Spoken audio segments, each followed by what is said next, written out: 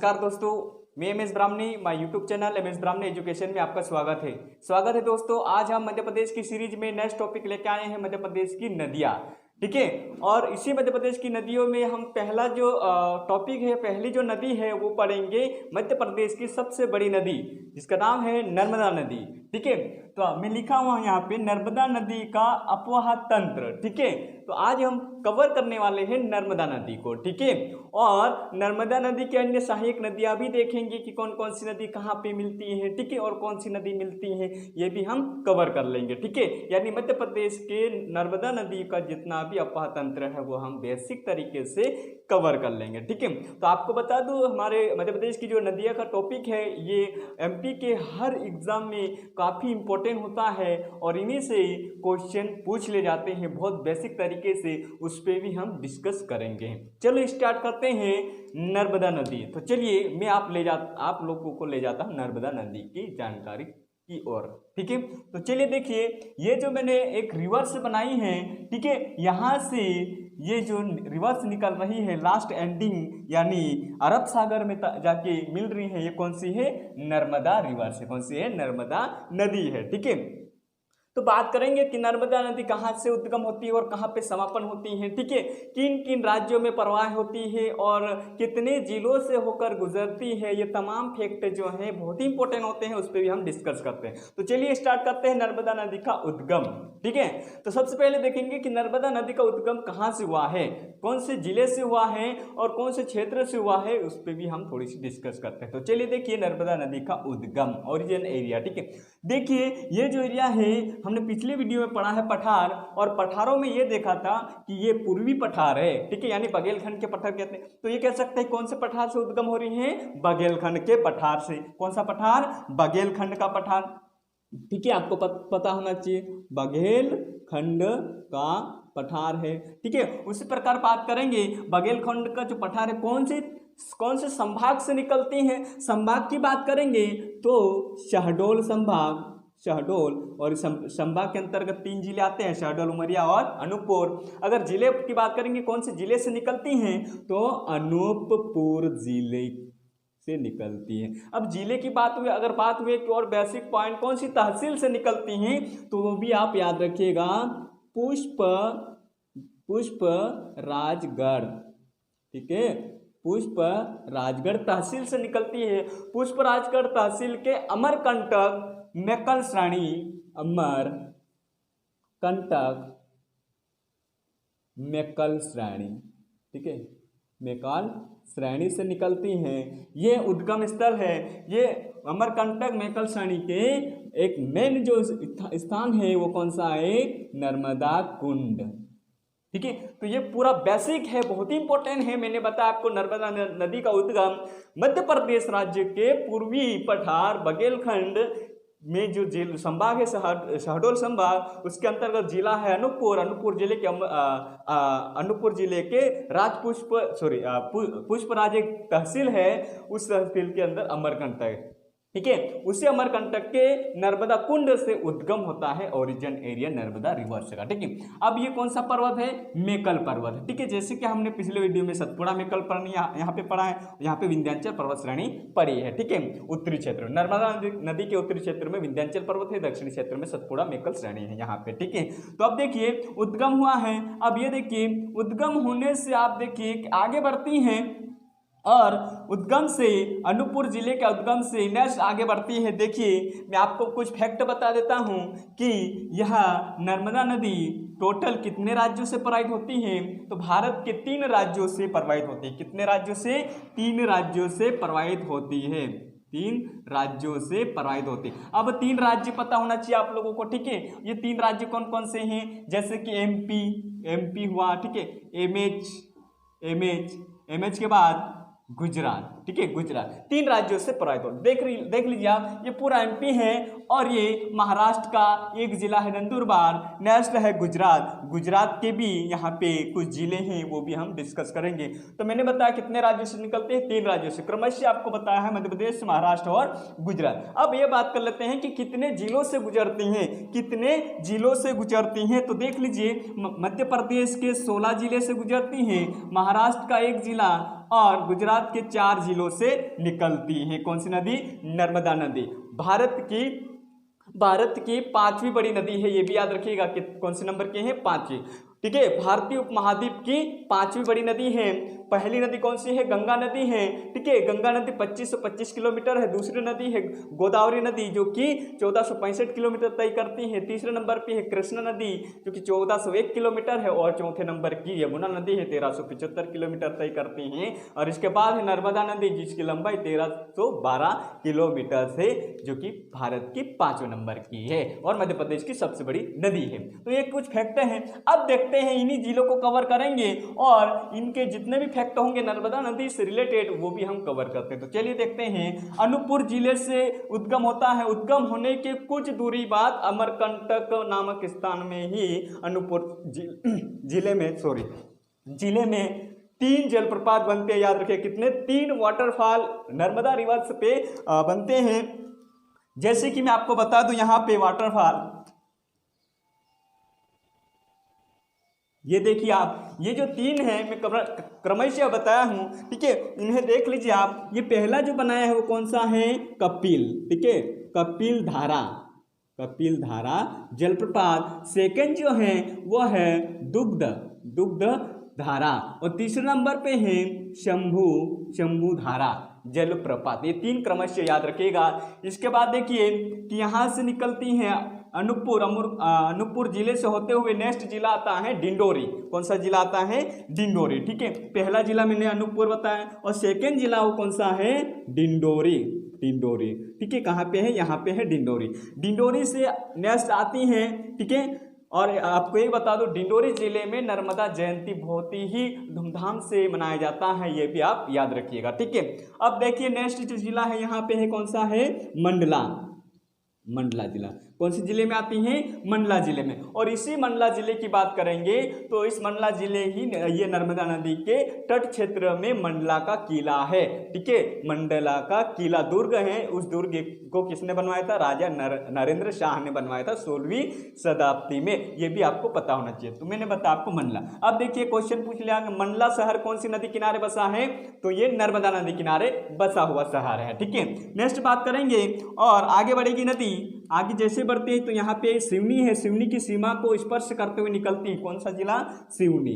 ठीक है, सिवनी बताया आपको। और इसी सिवनी में एक नदी आकर मिलती है। ठीक है, और मंडला में भी एक नदी मिलती है, तो वो भी देख लीजिए। मंडला में एक नदी मिलती है, यहाँ पे ये नदी है जिसका नाम है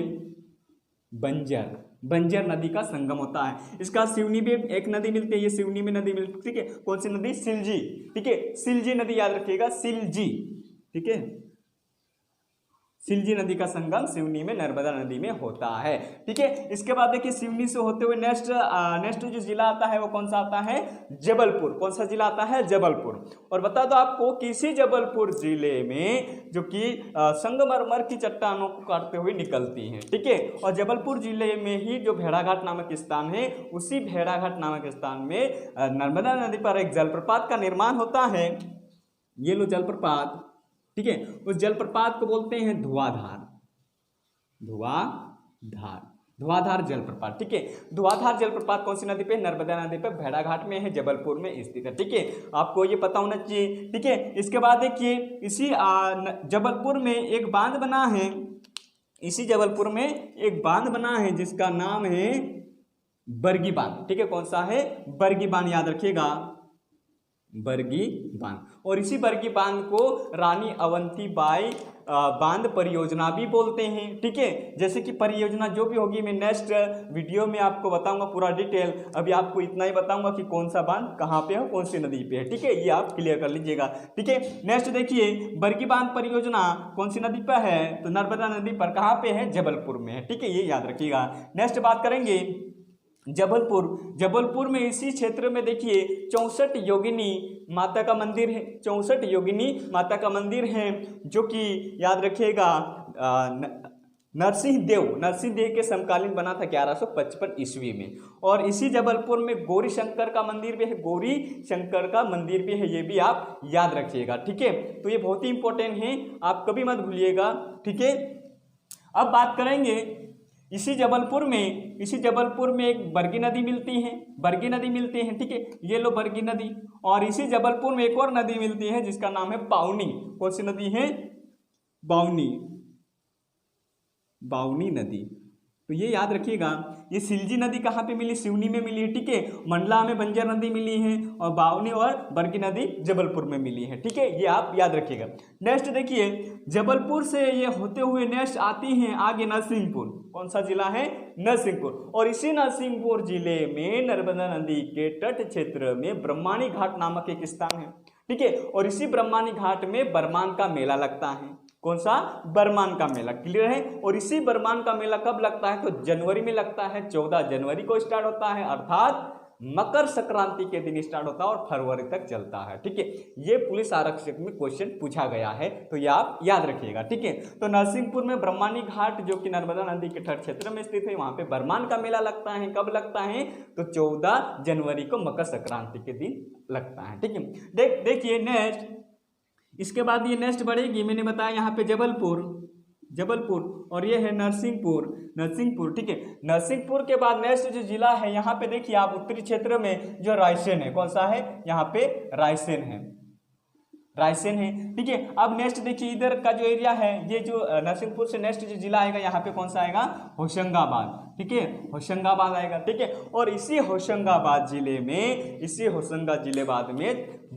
तवा नदी मिलती है, ठीक है। जो कि नर्मदा नदी की सबसे बड़ी सहायक नदी कौन सी है? तवा नदी है, ठीक है। ये भी आप याद रखिएगा। तवा नदी कहाँ मिलती है? होशंगाबाद में। होशंगाबाद में कहाँ मिलती है? कौन से क्षेत्र में मिलती है? तो वो भी पता होना आपको, ठीक है।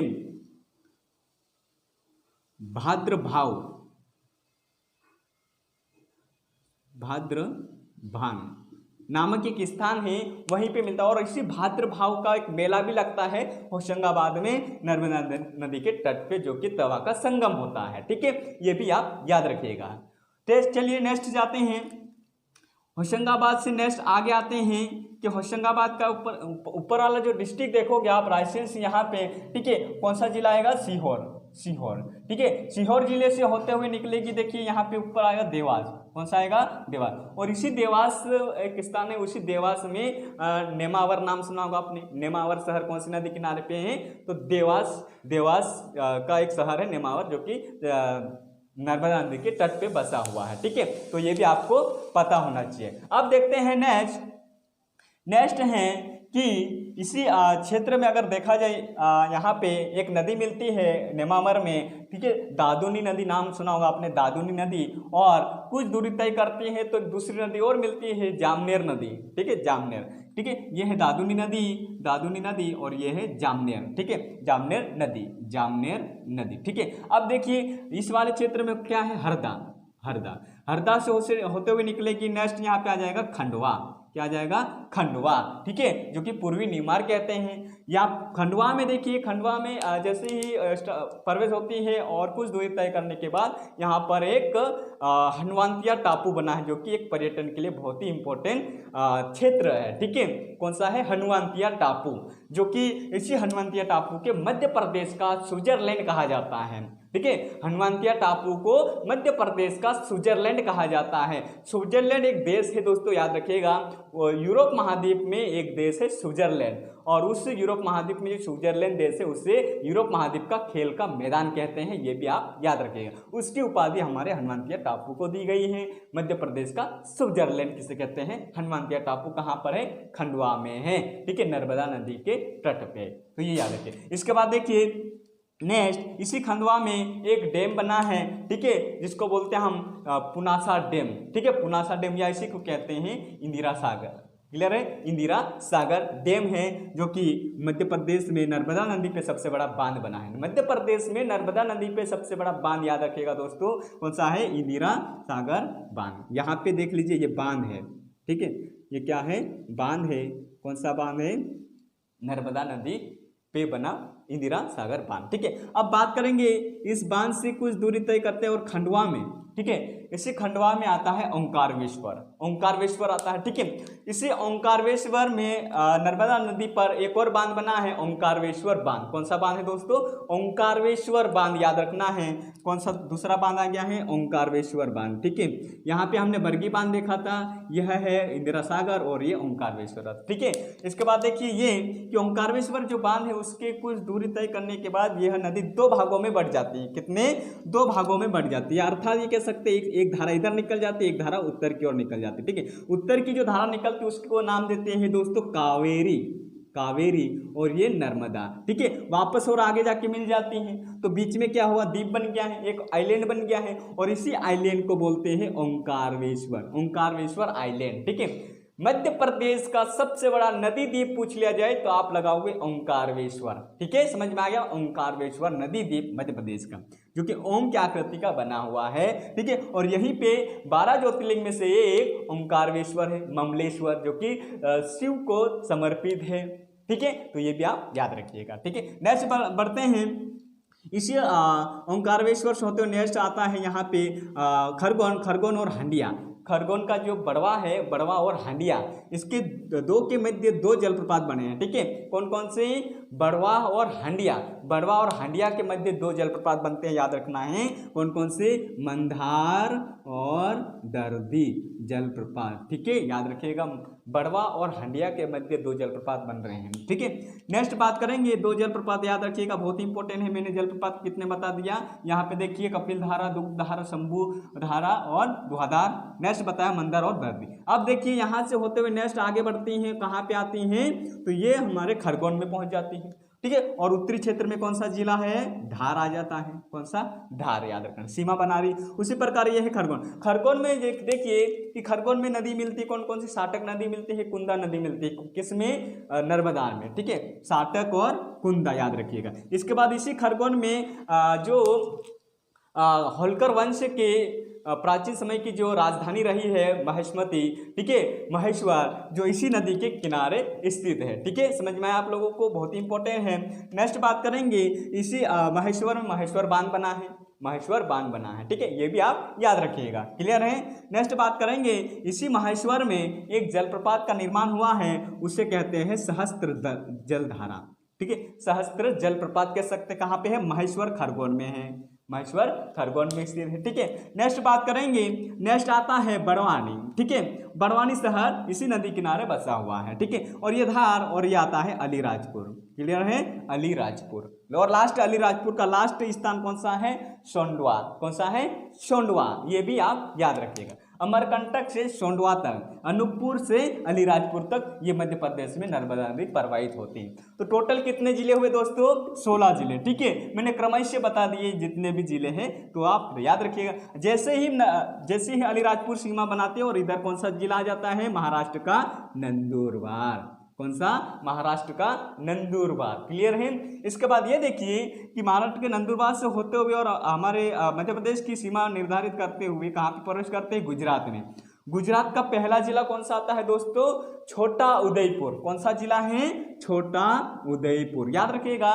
इसके बाद सेकेंड जिला है नर्मदा जिला। कौन सा है? नर्मदा जिला। नर्मदा नदी भी है और नर्मदा एक जिला है गुजरात का। इसी नर्मदा जिले में एक स्थान है राजपीपला। राजपीपला के नौगांव नामक एक गांव है, वहां पे नर्मदा नदी पे सबसे बड़ा बांध बना है, जिसको बोलते हैं सरदार सरोवर बांध। ठीक है, सरदार सरोवर बांध। ठीक है, ये पूरे संसार का दूसरा बड़ा बांध है, गुरुत्वीय बांध है, याद रखिएगा। ठीक है, ये भी आप याद रखिएगा। ठीक है, नेक्स्ट बात करेंगे, ये जो बांध आ रहे हैं दोस्तों, याद रखना, इस जो नेक्स्ट टॉपिक में बांध परियोजना स्पेशल रहेगी, पूरा डिटेल रहेगा। ठीक है, तो चलिए नेक्स्ट बात करेंगे।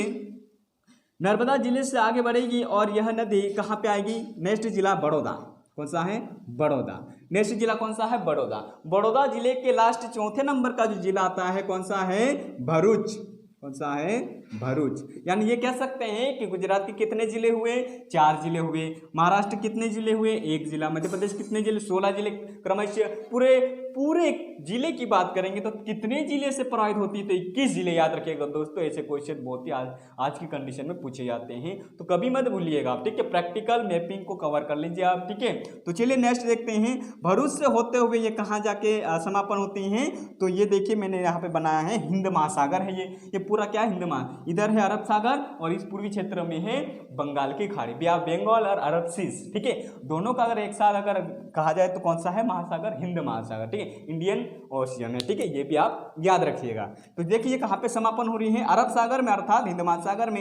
ये यहाँ पे खाड़ी है, यहाँ पे एक खाड़ी है दोस्तों, याद रखना है कौन सी खाड़ी है, खंबात की खाड़ी, खंबात की खाड़ी, ठीक है। खंबात की खाड़ी में गिर जाती है कौन सी नदी, नर्मदा नदी। यानी ये नदी डेल्टा नहीं बनाती हैं, जैसे जाती वैसे ही समापन हो जाती है, ठीक है। तो ये भी याद रखना है, यानी जवारनंद मुख बनाती, जवारनंद मुख बनाती है, इंग्लिश में बोलते हैं दोस्तों एस्चुरी बनाती है, ठीक है, एस्चुरी बनाती है। एस्चुरी का मतलब होता है कोई भी नदी प्रवाहित होकर जाती है और डायरेक्टली सागर में जाके समा जाती है, ठीक है। आगे समझ में, तो ये भी आपको पता होना चाहिए।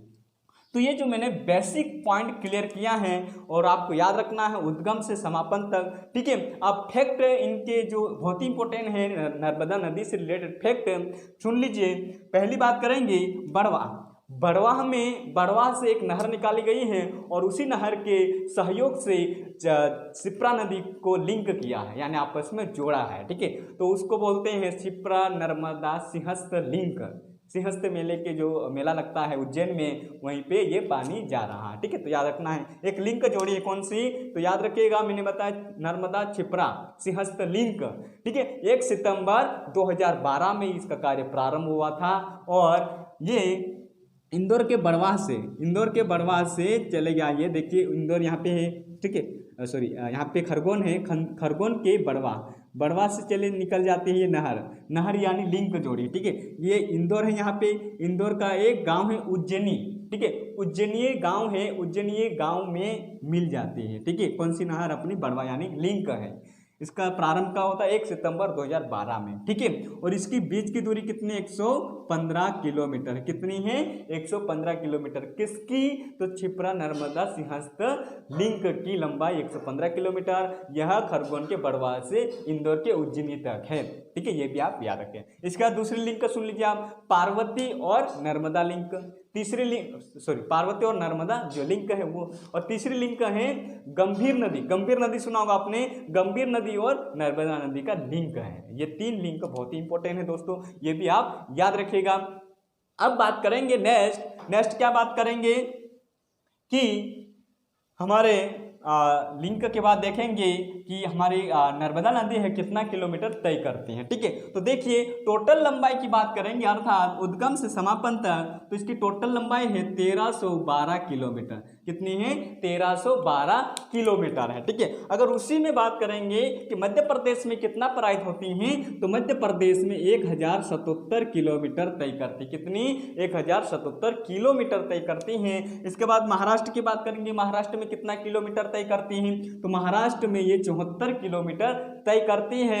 गुजरात में 171 किलोमीटर तय करती। टोटल कुल मिलाकर हो जाएंगे दोस्तों, अगर ऐड करोगे तो 1312 किलोमीटर, ठीक है। उसी प्रकार बात करेंगे, ये मध्य प्रदेश से अलीराजपुर और ये महाराष्ट्र की सीमा है नंदुरबार, ठीक है। मध्य प्रदेश और अलीराजपुर का जो क्षेत्र है उसमें कितना किलोमीटर तय होता है, 34 किलोमीटर, ठीक है। गुजरात और महाराष्ट्र की सीमा कितनी तय होती है, 39 किलोमीटर, ठीक है। टोटल इसको ऐड करोगे तो कितना हो जाएगा दोस्तों, ये 35 किलोमीटर मध्य प्रदेश और महाराष्ट्र की सीमा तय हो रही है और 39 किलोमीटर गुजरात और महाराष्ट्र की सीमा तय होती है। तो टोटल ये हो जाते हैं 74 किलोमीटर।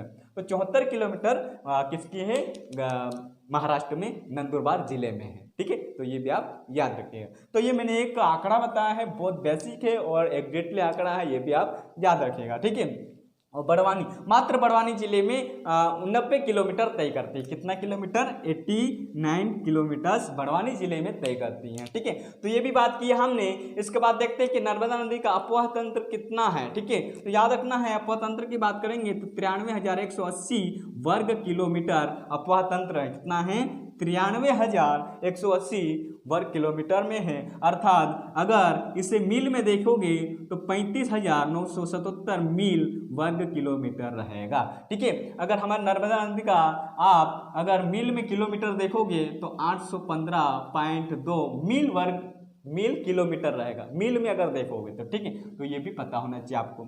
अब ये देखिए कि ये इतना वर्ग किलोमीटर में है नर्मदा नदी का जो बेसिन, और अगर बात करें कि एमपी में कितना है, टोटल कितना परसेंट, तो 89.9% एमपी में है अपवाह तंत्र। उसी प्रकार महाराष्ट्र में कितना है, 2% अपवाह तंत्र है। ठीक है, और गुजरात में कितना है, 8.1% अपवाह तंत्र। टोटल हो जाएंगे दोस्तों 100% अपवाह तंत्र मान लेंगे हम। ठीक है, तो ये भी आपको पता होना चाहिए, बेसिक है। इसके बाद नेक्स्ट बात क्या करेंगे कि इस नदी के किनारे कौन कौन से शहर बसे हुए हैं, शहर की बात करेंगे। ठीक है, एक तो अमरकंटक ऑलरेडी है, इसके बाद मंडला भी इसी नदी किनारे बसा हुआ है। ठीक है, नरसिंहपुर इस नदी किनारे बसा है, जबलपुर इस नदी किनारे बसा हुआ है। ठीक है, इसके बाद देखिए आप यहाँ पे जो देवास है, देवास का नेमावर करके एक स्थान है, शहर है, वो भी इसी नदी किनारे बसा हुआ। ठीक है, नेक्स्ट देखिए आप खंडवा, पुनासा मंदाता बोलते हैं, वो भी इसी नदी किनारे बसा हुआ है।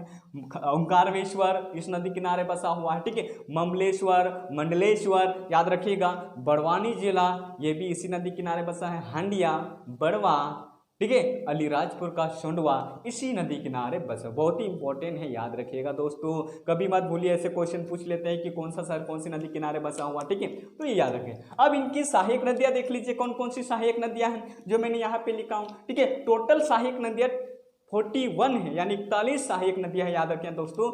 उनमें से 22 सहायक नदियां बाईं ओर से मिलती हैं, और 19 सहायक नदियां हमारे दाईं ओर से आती। ठीक है, क्लियर है, 22 बाईं ओर और 19 दाईं ओर, याद रखिएगा। ठीक है, उनमें से मैंने बताया यहाँ पे लिखा हुआ देखिए, बरनार, बंजर, शेर, शक्कर, दूधी, तवा और गंजाल, छोटी तवा, कुंदा, देव, गोई, गार और साटर। ठीक है, और ये तवा नदी ये किसकी सहायक है, नर्मदा नदी। लेकिन कौन से क्षेत्र से आने वाली है, तो ये बाईं ओर से आने वाली, कौन से, बाईं ओर से। अब ये दाईं ओर से आने वाली, ये दाईं ओर से कौन कौन सी, हिरन है, इंदौली है, बन्ना है, चंद्रकेशर है, कानर है, मान है, ऊटी है, हथनी है, बागनी, बरगी, जामनेर, दादुनी और बाउनी और सिलजी है। ठीक है, ये भी आपको पता होना चाहिए। ठीक है, और सबसे बड़ी सहायक नदी तवा है। ठीक है, अब बात करते हैं नर्मदा नदी के कुछ मेन फैक्ट। नर्मदा नदी को मध्य प्रदेश की जीवन रेखा कहते हैं। ठीक है, लाइफ लाइन ऑफ एमपी कहा जाता है नर्मदा रिवर्स को, ये याद रखना है आपको। नर्मदा नदी को अर्थव्यवस्था की मेरुरज्जु कहा जाता है, ये भी याद रखिएगा। नर्मदा नदी को अर्थव्यवस्था की मेरुरज्जु कहा जाता है, क्योंकि इस नदी के द्वारा काफी जिले में क्या होता है, सिंचाई होती है और उससे कृषि उत्पाद की जाती है, फसल उत्पाद की जाती है, ये भी आप याद रखिएगा। ठीक है, इसके बाद देखिए नर्मदा नदी के अन्य नाम। ठीक है, जैसे कि नर्मदा नदी अन्य नाम क्या है, रेवा सुना आपने। ठीक है, रेवा नाम किसने दिया, कालिदास ने एक रचना की थी मेघदूतम, उसी मेघदूतम में कालिदास ने रेवा का उल्लेख किया है। ठीक है, और 18 पुराण होते हैं, इन 18 पुराण में एक पुराण का नाम है दोस्तों स्कंद पुराण। इसी स्कंद पुराण में भी रेवाखंड का उल्लेख किया है। ठीक है, ये भी आप याद रखेंगे। इसके बाद इस नदी को मेकलसुता कहते हैं। ठीक है, और इसी नदी को मेकलसुता कहते हैं। ठीक है, और पर्वतराज मेकल की पुत्री भी कहा जाता है, ये भी याद रखिएगा। नेक्स्ट बात करेंगे, जैसे सोमा देवी भी कहते हैं। ठीक है, इसी प्रकार नामोदास भी कहते हैं। नामोदास किसने कहा था, याद रखना। ठीक है, खगोलीय शास्त्री जो रहे हैं कौन, तालमी ने नर्मदा नदी को क्या कहा था, नमोदास कहा था। ठीक है, ये भी आप याद रखें। इसके बाद नेक्स्ट बात करेंगे कि इसी को शंकरी कहा जाता है। शंकरी यानी शिव की पुत्री। ठीक है, शंकरी अर्थात शिव की पुत्री नाम देते हैं। और मेकल श्रेणी से निकलने के कारण नर्मदा नदी को मेकल श्रेणी से निकलने के कारण नर्मदा नदी को मेकल कन्या कहा जाता है, ये भी आप याद रखिएगा। ठीक है, बहुत ही इंपॉर्टेंट है फैक्ट दोस्तों, याद रखिएगा बहुत। ठीक है, नेक्स्ट बात करेंगे कि नर्मदा नदी के जो मेन जो फैक्ट हैं और बात कर लेते हैं। मध्य प्रदेश की जीवन रेखा कहा जाता है, ठीक है, मध्य प्रदेश की जीवन रेखा कहा जाता है। उसी प्रकार गुजरात की जीवन रेखा पूछे तो वो भी नर्मदा नदी है, ठीक है। दो राज्यों की जीवन रेखा कौन सी है? नर्मदा नदी है, ठीक है, ये भी आप याद रखिएगा। और मध्य प्रदेश सरकार द्वारा नर्मदा नदी को जीवित नदी का दर्जा दिया है। कौन सी नदी? जीवित, अर्थात जैसे कि मनुष्य जीवित है और मनुष्य के जो भी अधिकार होते हैं उसी अधिकार इस नदी को भी दिए गए हैं, ठीक है। उसी प्रकार बात करेंगे कि भारत में सबसे पहले जीवित नदी का दर्जा किसे दिया गया था? तो वो दिया गया था दोस्तों, याद रखना है, गंगा नदी को, ठीक है। उत्तराखंड राज्य हाईकोर्ट ने 20 मार्च 2017 में गंगा नदी को जीवित की उपाधि दी गई थी। अगर संसार में बात करेंगे कि संसार में सबसे पहले कौन सी नदी को जीवित का दर्जा दिया है, तो याद रखना है वो है बांगुनाई नदी को दिया गया था। कब दिया गया था? तो याद रखना है दोस्तों, वो दिया गया था 10 मार्च, ठीक है, 10 मार्च 2017 को। वो बांगुनाई जो नदी है कहाँ है? ये न्यूजीलैंड में है। कहाँ पे है? न्यूजीलैंड, ऑस्ट्रेलिया महाद्वीप के दक्षिण पूर्वी एरिया में, जो उत्तरी द्वीप दक्षिणी द्वीप को मिला के न्यूजीलैंड कहते हैं। उसकी कैपिटल है वेलिंगटन, ठीक है, कीवी पक्षी से प्रसिद्ध है, ठीक है, ये भी आप याद रखिएगा।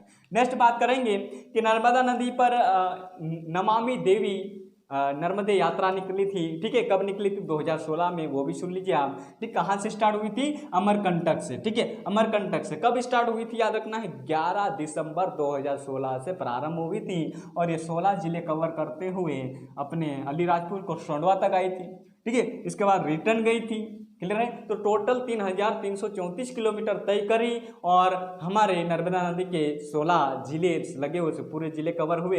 दोनों तट क्षेत्र में क्या हुआ था? संरक्षण और शुद्धिकरण के लिए ये यात्रा तय की थी, ठीक है। तो ये भी याद रखना। कब तक चली ये? तो 11 मई 2017 तक चली थी, 144 दिन तक चली थी, ठीक है। और इस टोटल 1100 गांव आते हैं इसके नदी के इर्द गिर्द। कितने? 1100 गांव आते हैं, ठीक है। तो ये भी आप याद रखिएगा, ठीक, बहुत ही इंपॉर्टेंट है, ऐसे क्वेश्चन अक्सर पूछ लिए जाते हैं, ठीक है। तो मैंने कुल मिलाकर टोटल बात की। अब नेक्स्ट सुन लीजिए कि नर्मदा नदी मध्य प्रदेश की सबसे बड़ी भ्रंश तरारी नदी है, अर्थात यह 2 पर्वत श्रेणी के मध्य से गुजरती है। कौन कौन से? एक तो है विंध्याचल पर्वत और यह है सतपुड़ा मेकल श्रेणी। यहाँ दक्षिण एरिया कौन सा है? सतपुड़ा मेकल श्रेणी। और उत्तरी क्षेत्र में कौन सा है? विंध्याचल पर्वत। उसके मध्य से कौन सी नदी गुजरती है? नर्मदा, ठीक है। अक्सर ऐसे क्वेश्चन पूछ लिए जाते हैं, ठीक है। तो ये भी आप याद रखिएगा। नेक्स्ट बात करेंगे कि जो भ्रंश तरारी नदी है, ठीक है, भ्रंश का अर्थात ये होता है दोस्तों कि पर्वतीय क्षेत्र में बहुत ही गर्ज से निकलना, यानी बहुत ही गहराई से निकलना, ठीक है, ये भी आप याद रखिएगा, ठीक है। बहुत इंपॉर्टेंट नर्मदा नदी के फैक्ट हैं। तो कुल मिलाकर हमने नर्मदा नदी के पूरे बेसिक के बारे में जानकारी ली है और टोटल कुल मिलाकर आपको पूरा जितना बताया है वो बेसिक याद रखिएगा। इसका समापन कहाँ हो रहा है? तो ये याद रखना है खंबात की खाड़ी में, ठीक है। और एक कौन सा बांध बना यहाँ पे बता आपको? सरदार सरोवर बांध, जो कि उद्गम से 1163 किलोमीटर पे बना है। कितना? बहुत बेसिक पॉइंट है दोस्तों, उद्गम से 1163 किलोमीटर, यानी यहाँ से उद्गम हो रही है और यहाँ तक कितना किलोमीटर है? 1163, और वहीं पे बांध बना है, ठीक है, सबसे बड़ा बांध है। बहुत बेसिक पॉइंट है, तो ये आप याद रखिएगा। तो कुल मिलाकर हमने नर्मदा नदी का बेसिक पॉइंट क्लियर किया है और ये अक्सर ऐसे क्वेश्चन एग्जामों में पूछ लिए जाते हैं, तो पूरा बेसिक आप याद रखिएगा, ठीक है। तो आज के लिए इतना रखेंगे दोस्तों। अगर समझ में आ रहा है आपको, ठीक है, तो हमारे यूट्यूब चैनल को सब्सक्राइब एंड लाइक शेयर कर लीजिएगा, क्योंकि आपको ऐसे ही वीडियो आगे भी मिलते रहेंगे, ठीक है। तो आज के लिए इतना रखेंगे। जय हिंद, जय भारत।